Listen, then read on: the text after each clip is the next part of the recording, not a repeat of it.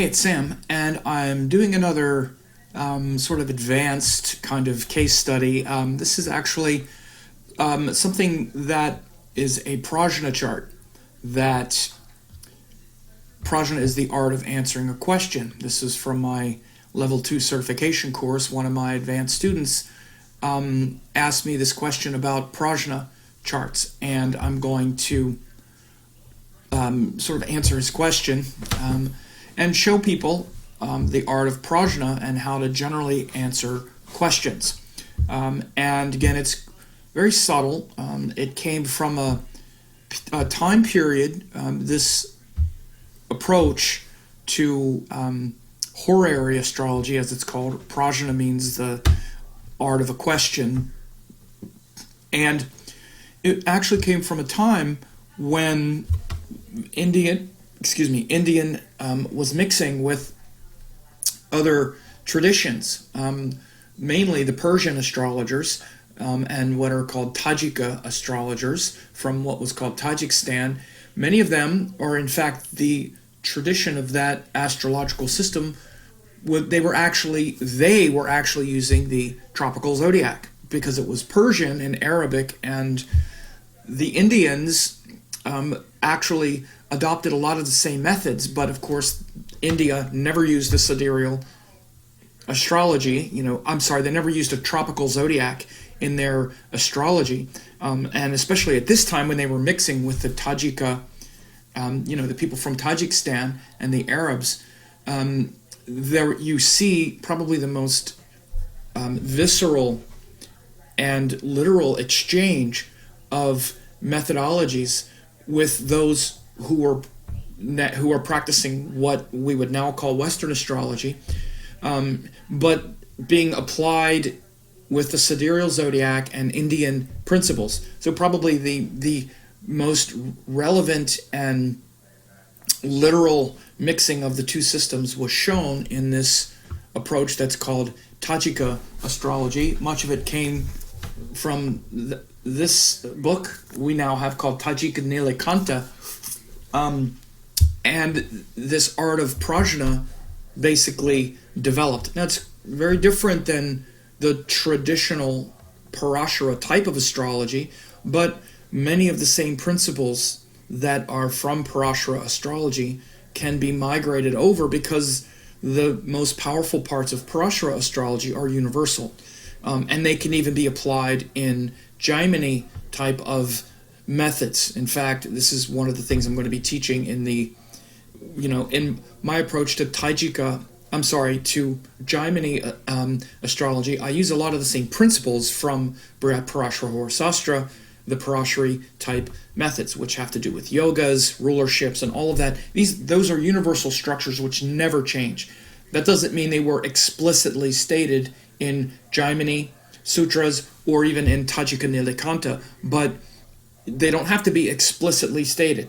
So a lot of the same approaches that we would use in the Parashara type of astrology can be or should be used as a foundation for these Tajika methods or this art of answering a question and this Muhurta and Prajna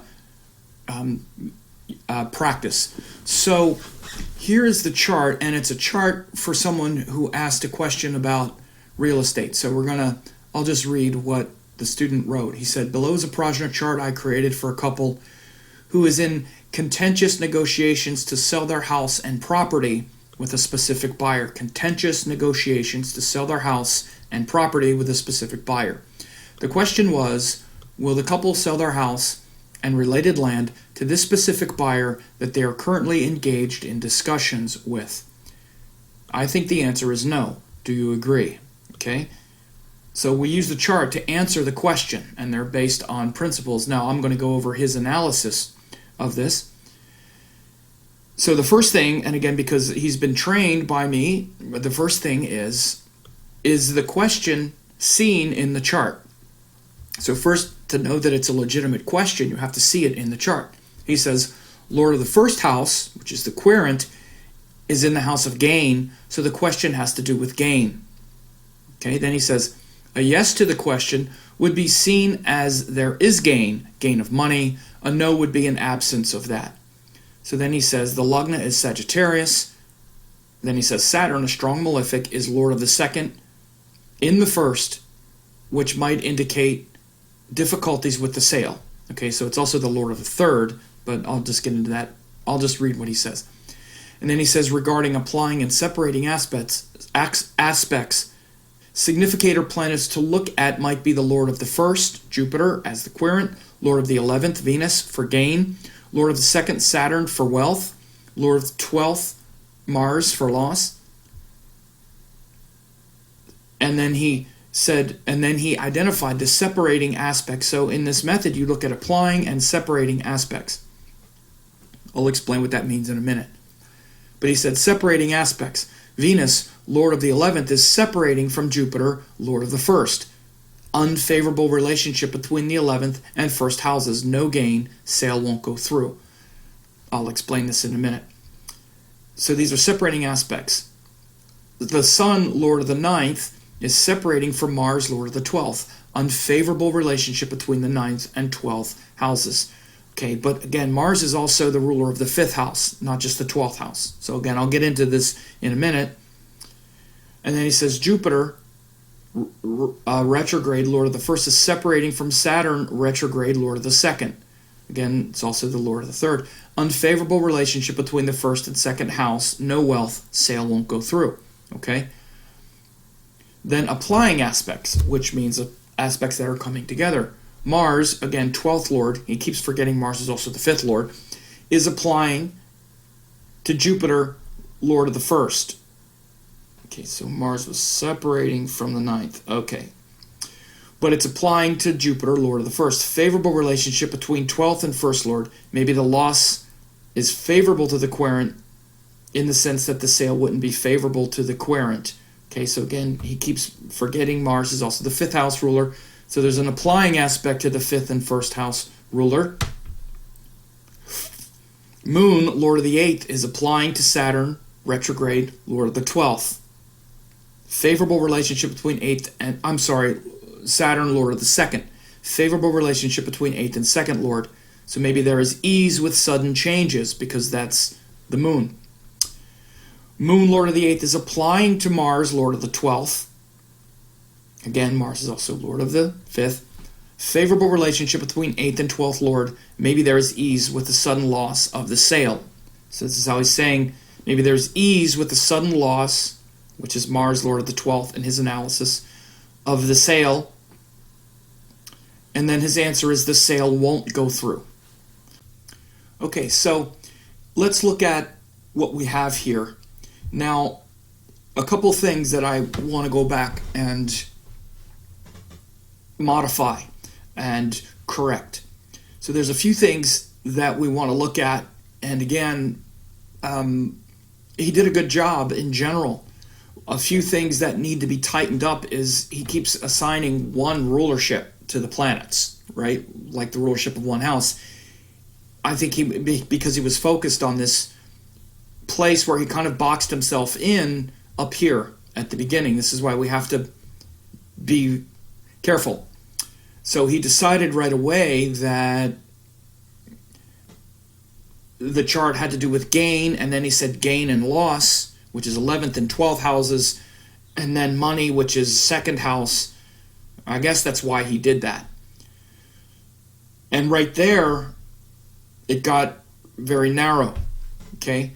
This is why he kept saying Mars is the lord of the 12th, okay? Because 12th has to do with loss, and it's about gain and loss, gain and loss, gain and loss. And then Venus also, which is the 11th house ruler of loss and whatnot. So we have to broaden the sphere a little bit because there are a couple things that were really missing. So first of all, a couple things have to be seen. This is about a real estate deal. Now, that piece just kind of flew out the window very quickly. Real estate has to do with a particular house, and that house is the 4th house. So one of the main ways where we can see that the that the question is shown, as he said here. He says, is the question seen in the chart? Again, this is the first thing that he did. He's right on the money here. He said, I think the answer is no. Do you agree? And then he said, I think, he says, is the question seen in the chart? So it's a real estate question, and yes, it's shown. A couple reasons. First of all, Sagittarius Ascendant, it's not just that Jupiter is the ruler and he goes to the 11th house, which again kind of skewed the question then toward gain, but Jupiter is also the 4th house ruler. So the ruler of the chart is also the ruler of real estate.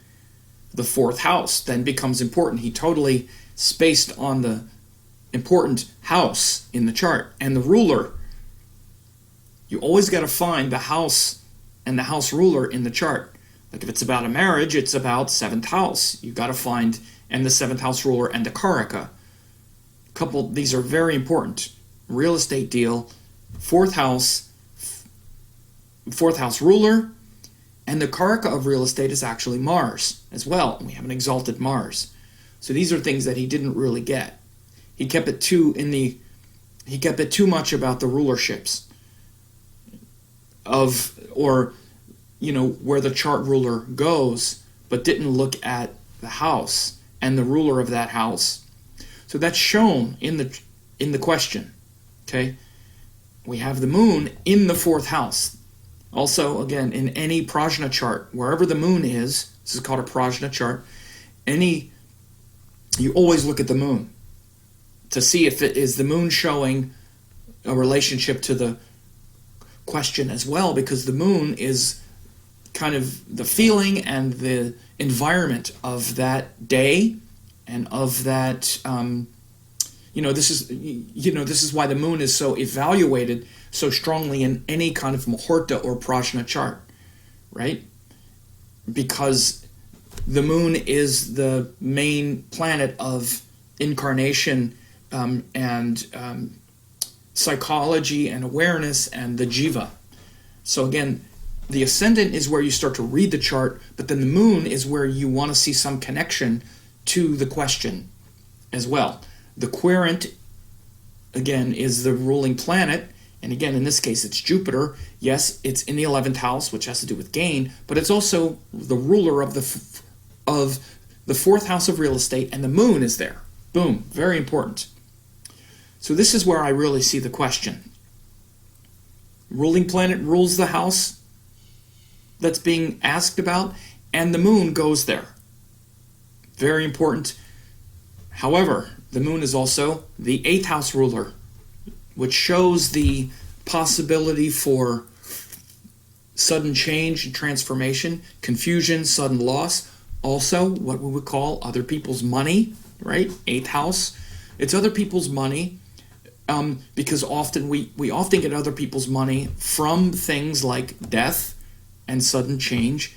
It's really that quality of other people's money. And that also means even things like through lawsuits, through deception, which could mean stealing other people's money.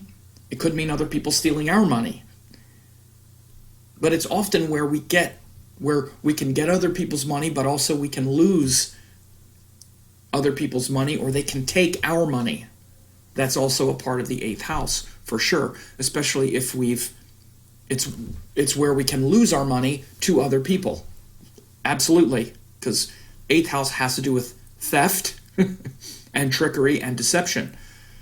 These are all possibilities. Okay, and again, our level of honesty and integrity can show whether or not we're losing other people's money or getting other people's money. So this is all a backstory. Now, so we want to reframe that, okay? Now, again, we want to also take, things that he was totally right on about, which is Jupiter, the ruler of the chart, and the 4th house lord goes into the 11th house. But we also want to look at something very important, and he did mention it. I'm not sure how much it was emphasized, is that Jupiter's retrograde. Again, retrograde Lagna Lord and ruling planet and 4th house ruler. Again, you don't want to get unbolted from this. Again, this is built into this. It's not, oh yeah, it's also the ruling planet, and it's also the fourth house ruler. These things are joined, and the fourth house is the house in question, and it's retrograde fourth house. Oops. We're talking about a real estate deal, and the ruling, and the fourth house ruler, which is the ruler of the house in question, is retrograde, and it's in a difficult house. It's in a decent house for gain if it wouldn't be retrograde. If it's a retrograde house of gain, or it's retrograde in the house of gain, it could show reversing gain, reversing benefit.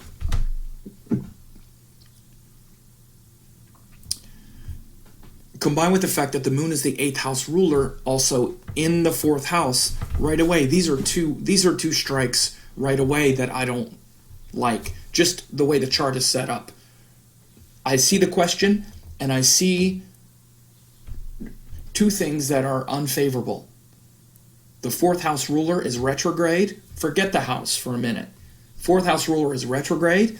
Fourth house has the eighth lord in it. Again, eighth lord in the fourth. I'm not liking it. Fourth lord retrograde. Not liking it. Those two things right away. And he didn't pick up on any of them. He didn't pick up on either one. Right? So these are the first couple things that you need to make sure to look at. So this is one place where, again, it's easy to get off a little bit. Now it's also, you can also see in the question, fourth house ruler is in the 11th house of gain. Am I going to gain from real estate? Now he has the gain part, and he has the ruling planet there, but he doesn't have the fourth house ruler there. And again, the question is basically, am I going to gain from a real estate deal with this person?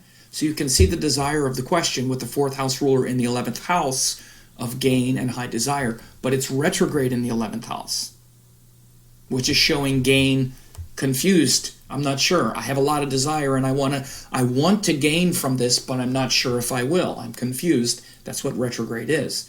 And even my heart, which is the moon, is in the fourth house of gain. Am I going to gain? I'm not sure. I'm a little worried and confused and kind of paranoid, which is eighth house. Again, it's the eighth house ruler, also in the fourth house. So you can really see this question here, right? So let's now look at what are called Ithsal and Ishraf yogas. Ithsal are the applying aspects, Ishraf are the separating aspects. So first let's look at let's look at applying aspects first. Mars is applying to Jupiter. Applying aspect. Let's see this. Mars and Jupiter. Yeah, they're applying aspects, and Jupiter's going retrograde back into the aspect. So let's take a look at this. This is Mars, which it rules the 5th and 12th houses. It rules 2 houses, and it's applying to Jupiter, which is the chart ruler and the 4th house ruler. So there's a couple things here. Mars is the 12th lord applying to the 4th lord, which is loss. So he's right. It's the 12th house ruler, and it's applying to Jupiter, which is the 4th house ruler and also the chart ruler. Mars is also the 5th house ruler, applying to the 4th and 12th house. So this is where the concept of dominant bhavas become important. And I actually recently talked about dominant bhavas. And the 4th and 12th are equal, actually. So one isn't more dominant to the other. And Jupiter is the 1st and also the 4th house bhava, ruler here, but the dominant bhava is the 4th to the 1st. Because the 1st is the weakest trine, but the 4th is the second strongest, the 4th is also the weakest angle. That's right, 10, 7, 4. Okay, so they're also equal. So there's no hierarchy here, but in general, again, we also have to look at Mars in a couple other ways. Mars is also the karaka, or the indicator of real estate. And applying to Jupiter actually it's not just the 12th house of loss. Again, it's the 1st and 12th house and 4th and 5th house. This is kind of tricky. This is not really, it's somewhat non-determinative in my view. It's not really so determinative, but the fact that it is the 12th house ruler, as the student pointed out, makes it ambiguous and something to be careful of. And I would say the fact that it's applying, because applying aspects often show a fruition of the result, meaning that you're going to get that thing, and that you would get the loss, perhaps the loss through the deal, and the personal loss, because it's also the 1st house, shows a negative answer to the question. And it's also the square aspect. The square shows tension, and it shows stress and struggle, which is what he's also reporting. It's a contentious negotiation to sell their house and property with a specific buyer. Again, this really shows the legitimacy of the question. And this is what you see in these charts.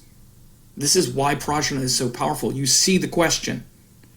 Again, so often we want to use this to predict, well, what's going to happen. First, you need to see the question, and you see it here very clearly. You see the contentiousness, which is the square. Square and opposition are contentiousness, but a square is often something that's getting worked out, like it's getting negotiated. It's in process. And so you see literally the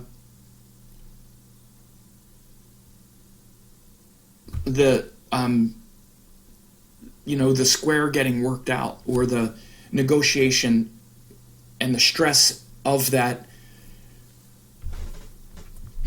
process at the moment. And again, you also have to see that it's Ketu and Mars are in they're exact conjunction with Ketu. Again, all of this shows a high probability and possibility of it not, or of it certainly not playing out the way the querent would intend. So again, you're seeing this is going to answer a question. Will this negotiation work out? This is showing, this applying aspect is saying that it's working out in a stressful way, that you're working through a stressful situation. That's what it shows. And it can waste your time and money. Let's see the other aspects. So again, he says favorable relationship between 12th and 1st Lord, which means Mars and Jupiter are friendly. Maybe the loss is favorable to the querent. What this shows is that you're like wasting your time, wasting your energy. You could be wasting your money. And that's actually what's happening. Like you're wasting your time and money dealing with the person. Because what happens is the applying aspects show things that are happening. Separating aspects show things that didn't happen, or things that you've missed. So, and you're seeing it in a stressful way because it's a square. So the moon is the 8th Lord apply. Again, so now we have moon and Saturn. So let me just assess moon, Saturn. Moon and Saturn. Yes, so moon is applying to Saturn, and Saturn is again retrograde back toward it. So moon is 8th Lord applying to 2nd and 3rd Lord.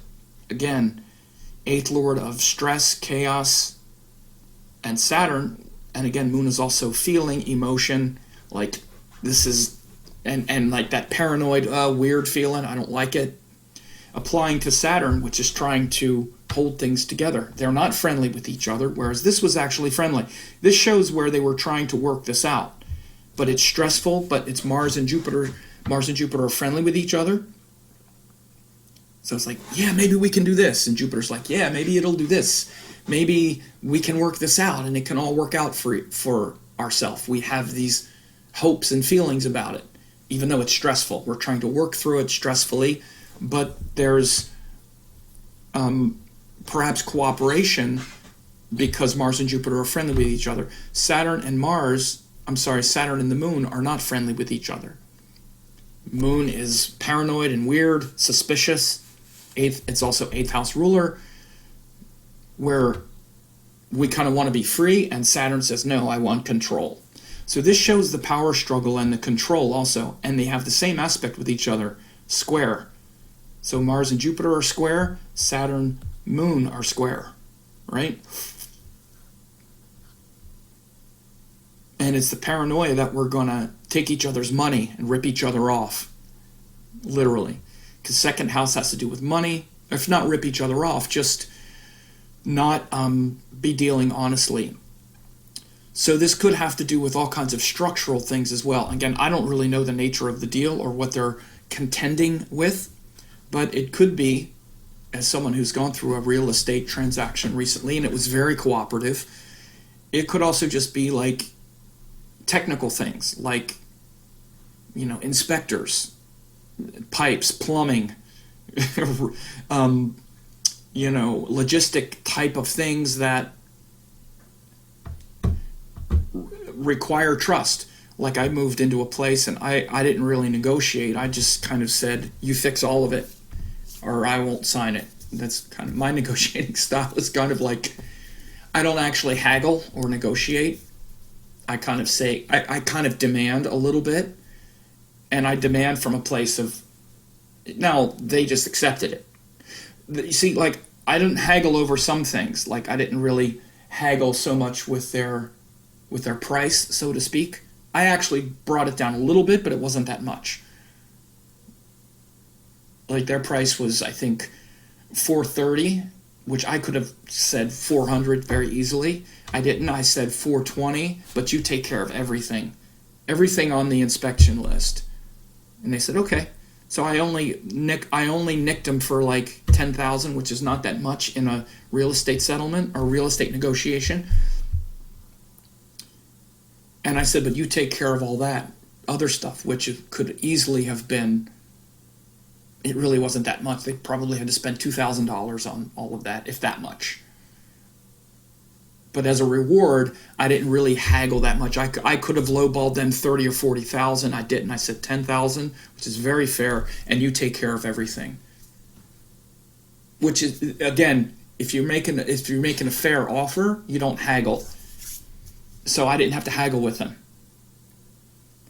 But they were also not very big issues. There weren't big things on the chopping block. It wasn't like major work had to be done. It was in reasonably good shape. So these are the kinds of things like you could see in this Moon Saturn can show that kind of stuff, because Saturn is about structures. This Mars Jupiter one is more about money. Money in the sense of maybe like price. This is more, Moon Saturn is more about logistics of the property, because Moon is in the 4th house. Saturn is also about nuts and bolts stuff. And again, this shows the stuff that's active, the stuff that's happening. Because the aspects are applying. This shows the environment of things that are applying aspects. Then separating aspects. Oh, there's also Moon is applying more friendly to Mars. Right. 11th house, right? 3rd and 11th house. So this Saturn square is more unfriendly because it's a square, and the square shows stress. So it's stress over Saturn type stuff, logistics type stuff.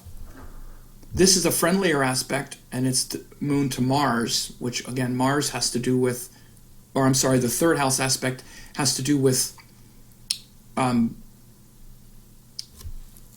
friendlier sextile relationship, which has to do with more cooperation, but still things that need to be communicated and things that need to be worked out. Again, Mars is 5th and 12th house stuff. It might even bring out things like children, or those could be things that maybe they're having to work out on their end because maybe their kids don't want to move or these kinds of things. One second.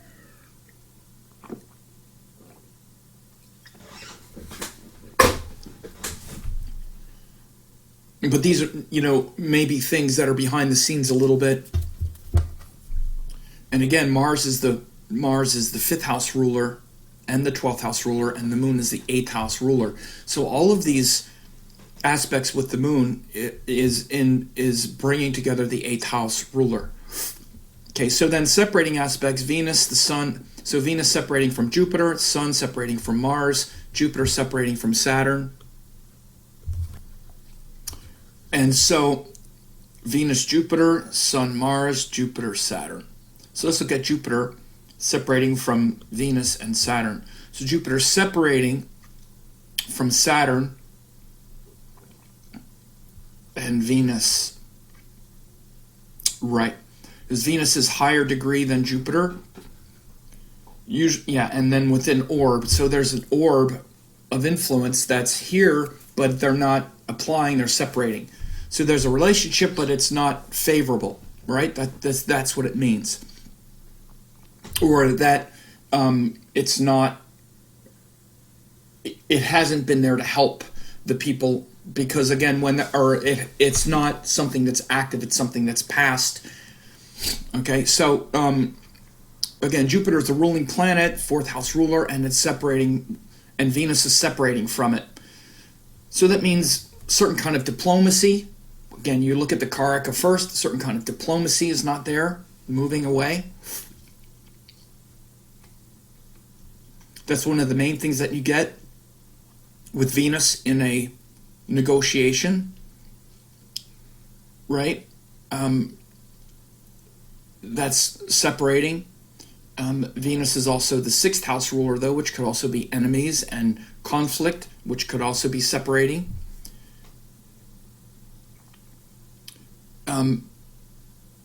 And Venus is also, again, a certain quality of gain because it's the 11th house ruler, which is also separating, and fulfillment of desire. So in a Muhurta chart, the 11th house is the fulfillment of the desire, and that is separating, that's leaving. So that's big in a Muhurta chart. And again, one of the important things too, the fact right away, the way you look at things, the fact that Jupiter, as the student correctly pointed out, is the 1st house and the 4th house ruler in the 11th house, retrograde, right away can show the desire, but retrograde, like not being fulfilled because it's moving backwards. And this is very important, one of the most important parts of the whole chart. But the fact that Venus, which is the 11th house ruler, is also separating, it's aspecting but separating. It's not applying. So again, this would be very powerful to fulfill the desire if Venus would be applying to Jupiter. Like if Venus were in lower degree, if Venus were lower than 20, if Venus were 18 and applying to Jupiter, which it was 2 weeks earlier. 2 weeks earlier, even a week earlier, 10 days earlier, Venus was lower degree than Jupiter. That would have been much more fulfilling to the desire, because then Venus, the 11th house ruler, and the one that's fulfilling desire would be applying aspect to Jupiter, which is the chart ruler, the 4th house ruler, and the one trying to get the desire fulfilled. So Venus is the one that fulfills the desire because it's the 11th house ruler, and Jupiter is the one that wants the desire fulfilled because it's the ruling planet and the planet of real estate. Fulfillment through real estate. Venus is separating, saying no, not being fulfilled.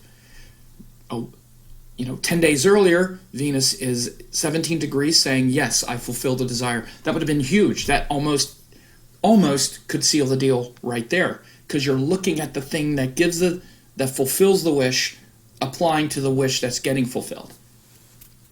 Right? So in this regard, so far the student is correct in how I would read the chart. Right? So again, everything is not equal to everything else.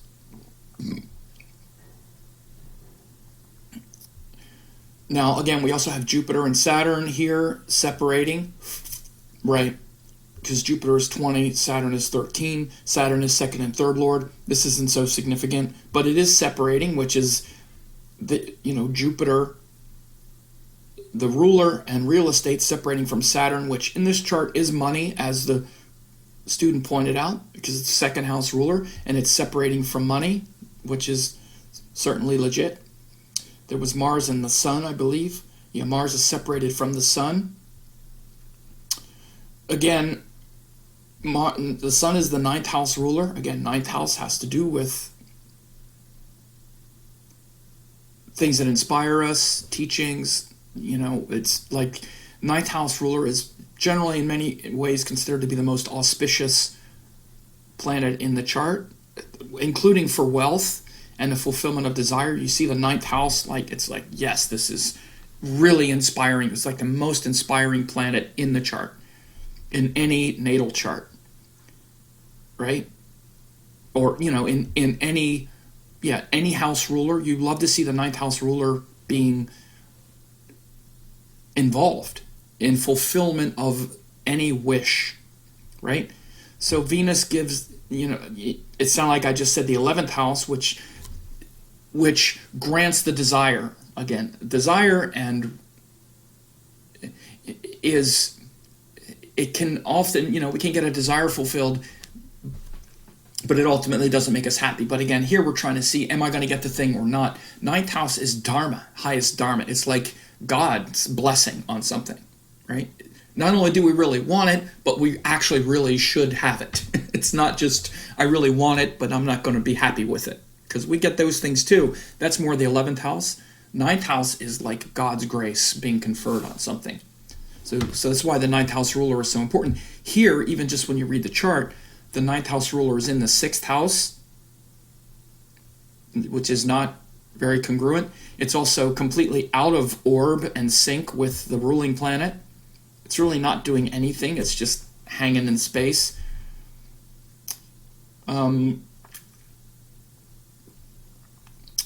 So it's Mars, which is the 5th and 12th house ruler, separating from the ninth house. Not so crucial to the question itself, but again, as a student did, you want to look at planets in and out of orb, applying and separating. So in general, I agree with him. The exercise itself is to practice and see. The main things that he missed was all this focus on the 4th house. That should have been a big part of it, especially since the ruler is the 4th house ruler also. It's also the 11th house ruler. And that's how you look at these. And this is what I would have said about this chart if presented this in a reading and they said, will this work out? The first thing I would say, again, the way to streamline this, all of these yogas show us how they, more than anything, they actually show the story. They show what's happening. And again, when someone asks, will the sale go through? I would say, well, again, first of all, they're asking you in a moment where you need to help them. They're not just passive. Will it happen to me? Well, the statement would be, you need to be careful of this, and I wouldn't necessarily advise this. That's actually what you would do. It's not just fortune telling, like, will it happen passively? This was someone in a reading asking him about it. So you ask them to formulate it as a question, right? And then you can guide them to make a prediction. The prediction would be, I wouldn't do this right now. There's a couple other reasons why. First of all, just this, K2 Mars, I'd be really careful on a real estate deal right now anyway, just in general. But you can see the danger at the moment they are asking the question, and you can clearly see the weirdness and all these squares, especially this square and this square, is not so good. This Mars-Jupiter square tight. I mean, it's a reasonably tight square. This Saturn-Moon square is very tight. Moon is 9. Saturn is retrograde back toward it. Very tight. Again, Moon is the 8th lord in the 4th. Already, that's like ding, ding, ding. You have a functional malefic in the 4th house, which is the house of the chart. Again, this is the main thing that the student didn't get. Is in any kind of Muhurta chart, you need to see the ruler of the house in question and the house in question being activated, like unambiguously. Here, a real estate chart with the ascendant being Gemini or Sagittarius is automatically going to implicate that house because the planetary rule, because the Lord also rules the other house. So with Gemini, Mercury also rules the 4th house. With Sagittarius, Jupiter also rules the 4th house. So it's built into those two that a real estate question is going to be legitimate. Especially Jupiter goes to the 11th. This fulfilled wish, this retrograde fulfilled wish, is it going to happen? I don't know. It's confusing. Completely shown. 8th lord in the 4th. Whoops, be careful. Could be some mistrust. People maybe aren't being totally honest, or at least you suspect that. Yes, that's not a good place to go into a real estate deal with. They're very complicated. You need to feel good about it. Again, especially because that's also applying to Saturn, retrograde Saturn in the 1st. Another just major principle. Saturn in the 1st house of a... It's not necessarily that it's going to kill the deal, but it's just you need to be careful. Saturn in the 1st house of any kind of thing like this, it can often show where it's a good thing to do because Saturn gives long-term plans, long-term focus, long-term commitment. So it doesn't necessarily kill the deal, but you want to be careful. And the Moon applying aspect to Saturn definitely makes it quite tricky. So there you go.